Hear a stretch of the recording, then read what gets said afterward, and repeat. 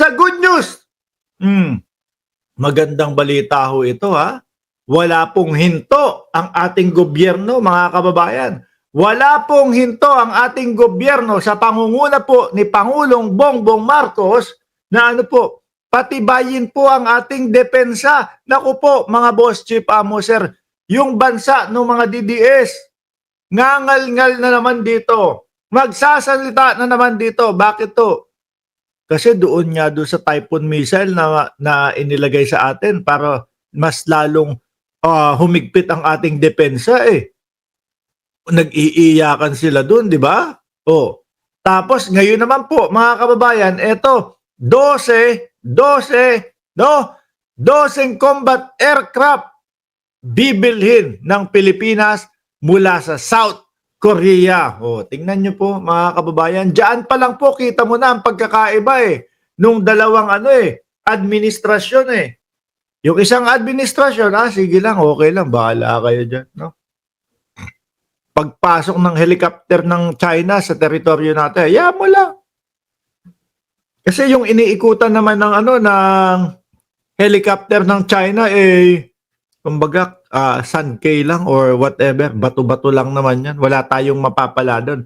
Pero hindi mo namamalayan, napasok na pala yung teritoryo mo nang walang pahintulot. Di po ba? Ngayon dito kay Pangulong Bongbong Marcos, katiting lang ng teritoryo namin ang galawin ninyo. Aba, hindi tayo magkakasundo dyan. Magkakagulo tayo dyan. O di ba? Ano yung sinasabi ng mga DDS? Ano yung sinasabi ni dating Pangulong Duterte? Kapag kayong medyo kumilos na ang China, sasabihin niya mga yan, gusto nyo ba bombahin tayo ng China? Yun yung pinananakot ni Duterte ho dati, mga kababayan. Yun yung pinananakot niya. Kaya itong mga DDS, takot na naman po. Ngayon, pumapalag ang ating Pangulo. May nangyari ho ba? Wala naman. Di ba? Panay lang ho, propaganda, panay lang ho salita, panay lang po pagbabanta ang China. Pero ano po? Na ano na ba? Nagalaw na, nakanti na ba nila ang Pilipinas? Wala pa din ho, mga kababayan. Lalo po ito, combat aircraft mula sa South Korea.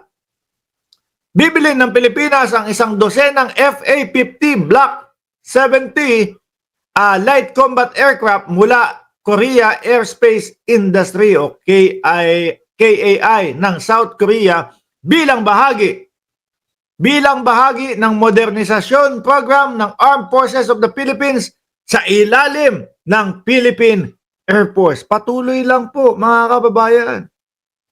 Sa paglakas po ng ating depensa, mga bossing, mas lalo po na titingalain tayo. Hindi naman sa titingalain, pero re-respetohin tayo ng ibang bansa. Hindi yung, sakupin natin yung Pilipinas na yan. Bakit? Baka mamaya, hindi, wala namang kadepensa yan eh. No, mahina yung Pilipinas. Hindi nila iisipin nung ganun, mga kababayan. Ayan, meron tayong mga, baka yung dosing aircraft nila, sugurin tayo kapag kaganyan ang ginawa natin. Di ba, pambansang nanay survivor? Ganun lang po yun, mga kababayan. Pero, eto po mga DDS, eto pong mga kampo ni Duterte, yung mga kampon ni Duterte, mga bossing, hindi ho matutuwa dyan, paniyak ko. No? Ang sasabihin nila ho sa inyo, nako, eto na ang gobyerno ni Marcos Jr. Isinusuong tayo o itinutulak tayo sa digmaan. Lalo na yung senador na isa. Di ba? Andres Bonifacio daw siya. Andres Bonifacio, idol. Yung Andres Bonifacio, di ba, Ma'am Aba? Lumalaban yun, sumasabay yun. Kahit gulok lang ang hawak ng Andres Bonifacio natin, mga bossing. Hindi nagreklamo yun. Ang kalaban nila yung mga rifling mahahaba. Gulok lang sila. Hanggang sa nakapag-ipon sila ng mga rifle. Di ba? Ito yung Andres Bonifacio ngayon na sinasabi niya. Sabi niya, sabi niya mga kababayan, mapapakamot ka na lang sa ulo. Yung Andres Bonifacio ngayon, mga bossing, ready na ba tayo sa China? Handa na ba tayo sa China? No? Hindi natin kakayanin ang China. O ganun yung Andres Bonifacio na ano eh, yung self-proclaim na Andres Bonifacio ngayon eh. Di po ba? Puro ano lang, wala lang, puro gatong kay Duterte. Napapansin nyo kung ano yung pinaniniwalaan ni Duterte, si Robin Padilla, without isip-isip, papatong yan, sasali yan, no? Para maipagtanggol lang si Duterte.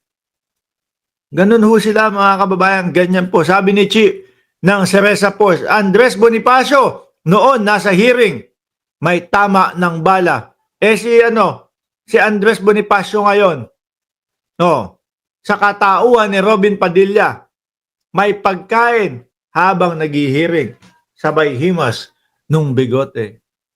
Di po ba? Tuloy ko. The acquisition underscores the Philippine government continued commitment to national defense and further strengthened bilateral defense cooperation with the Republic of Korea sa ad ng Department of National Defense. Alam niyo ho mga kababayan, may isa pang iniiyak yung China. May isa pang iniiyak ang China. No? Yung ano po, yung Estados Unidos, iniiyak po nila yun. Bakit ho mga kababayan? Kasi may pinaplano si Donald Trump na maglagay ng Golden Dome. No po, yung kabuuan ng Amerika, kahit anong mga nuklear, kahit anong mga missile pa ang ipadala sa kanila, wala, hindi tatagos, mga bossing. Biruin mo, pati iyon iniiyak ng Amerika. Parehas na parehas po doon sa mga Typhoon missile na ilalagay sa Pilipinas, mga bossing. Pati yun iniiyak ng Amerika kasi daw, kapag ka wala masyado ng ano, kumbaga, wala na eh. Kung kung nagpupuhunan sila doon sa mga malalaking missile, etc., wala nang pakinabang. No? Kasi hindi na magiging pantay ang laban, ganito, ganyan. Kung sigurado na ang Amerika na wala nang makakagalaw sa kanila dahil sa depensang Golden Dome, wala na. No? Kung sino-sino na lang daw ang aatakihin. Kung sino-sino na lang daw ang sasakupin ng Estados Unidos, mga bossing. China talaga lahat papakialaman ho no? Akala ho nila, ang matatakot nila, kala nila, matatakot nila ang Amerika. Uy, mali kayo. Mahirap nyong takutin yan. Isa lang ang natatakot nyo. Si Duterte lang ang natatakot nyo. Di po ba mga kababayan? Si Duterte lang ang kayang takutin ng China.